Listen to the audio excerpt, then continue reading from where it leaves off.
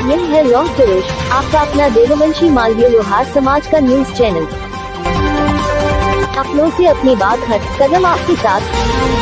लौह पुरुष न्यूज। सिरोही जिले के खांग गांव में 5 मई को आयोजित किया जाएगा श्री सती माता धाम का तृतीय वार्षिक मेला।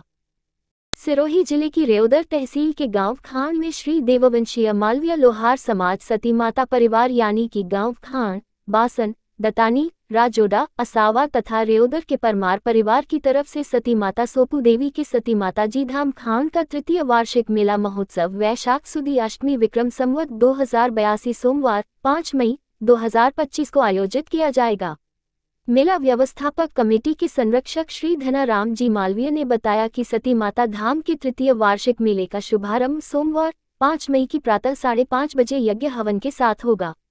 सुबह 7 बजे ध्वजारोहण के बाद भगवान गणपति और माताजी की आरती की जाएगी।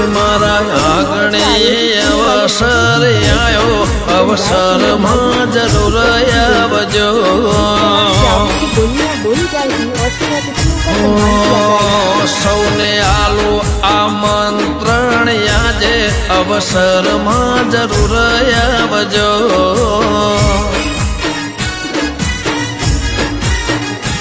होय अवसरनी शोभा मोथा